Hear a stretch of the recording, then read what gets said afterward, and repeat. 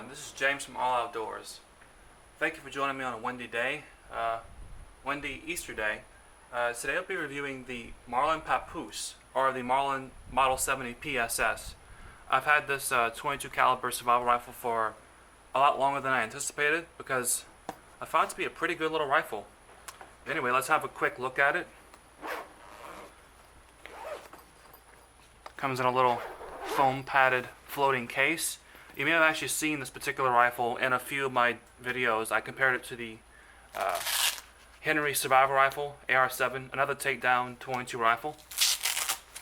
And I also have another video about 22 caliber rifles for self-defense. Alright, there's our barrel. There's our stock. Alright, let's put it together.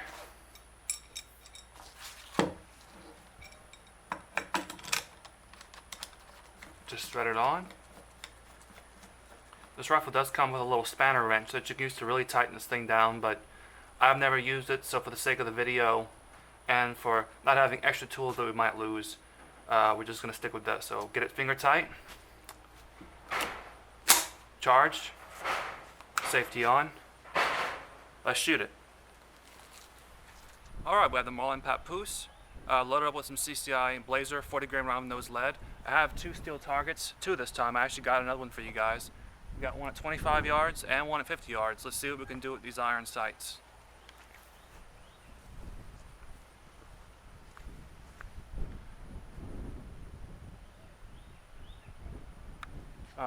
Take the safety off.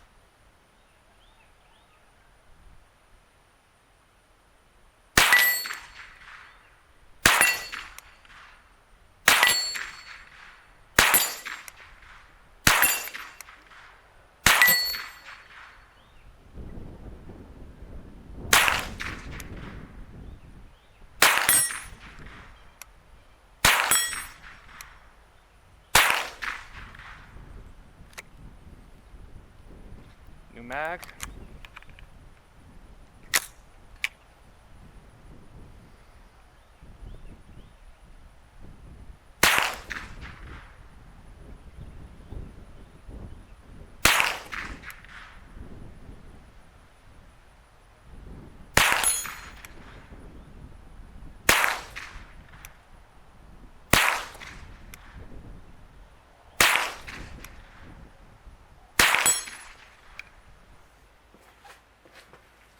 Alright, I'm going to go over a few features in this rifle, some that I like and some that I don't like.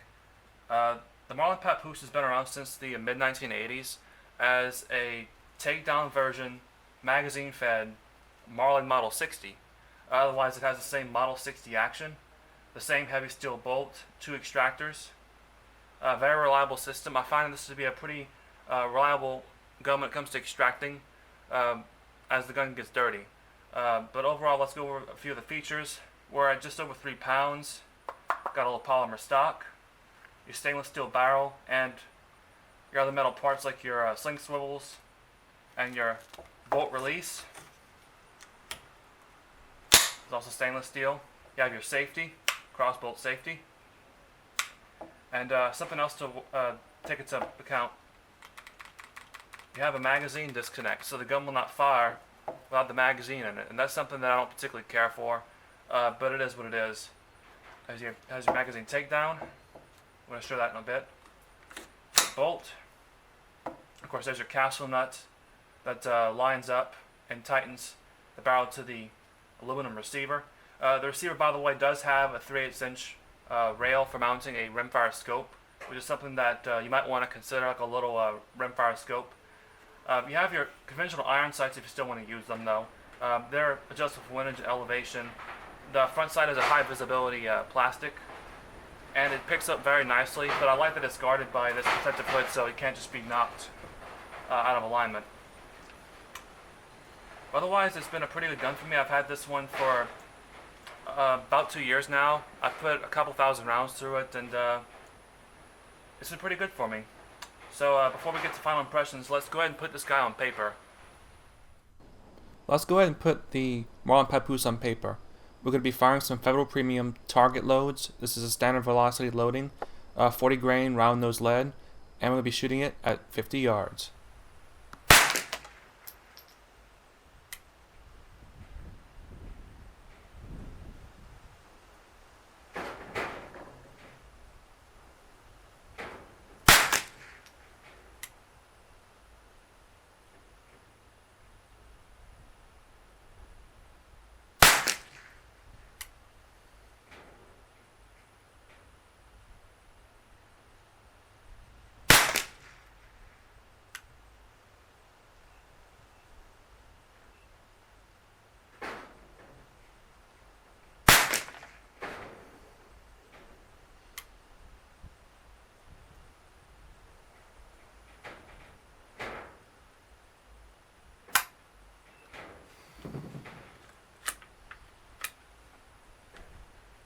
Didn't lock open, but that's okay. This stuff is kind of on the light side velocity-wise. Let's go have a look. Here is our result. We have 4 rounds into about a 1-inch group at 50 yards, and there's a flyer off to the right side.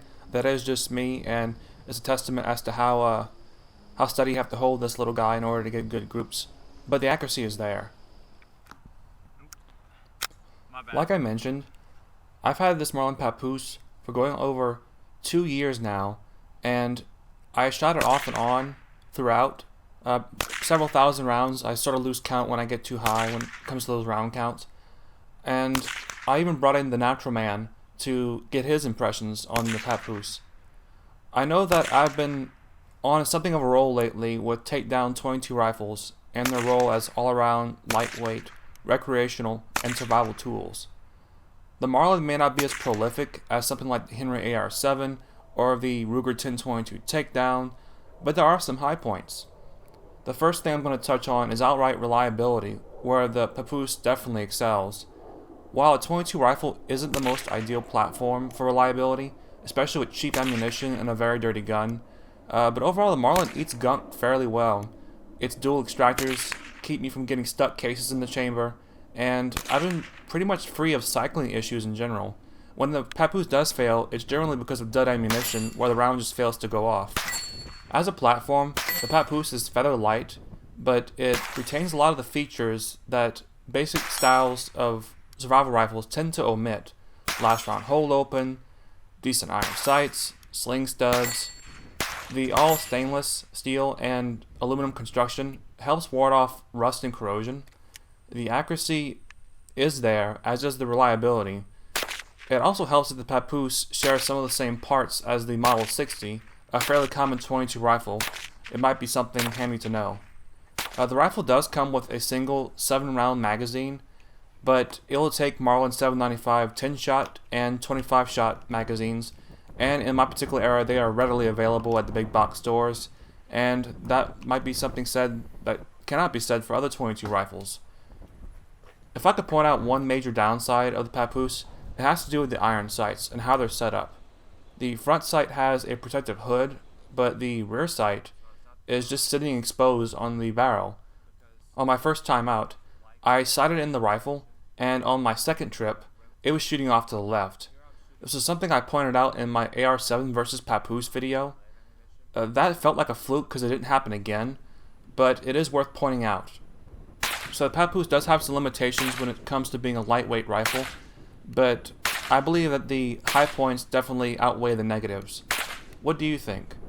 Comment, like, share, and subscribe, guys. And thank you for watching.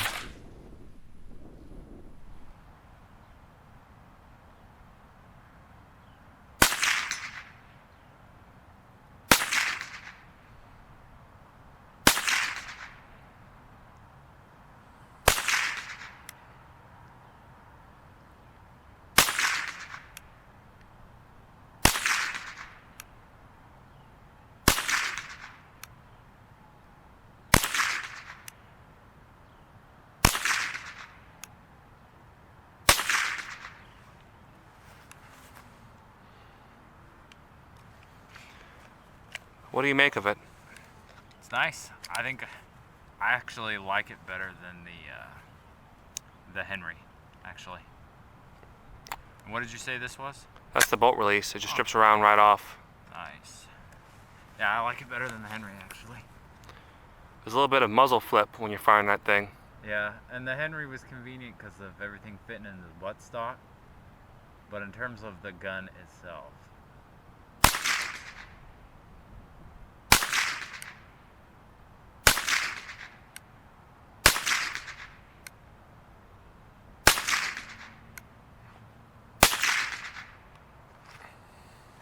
that's nice.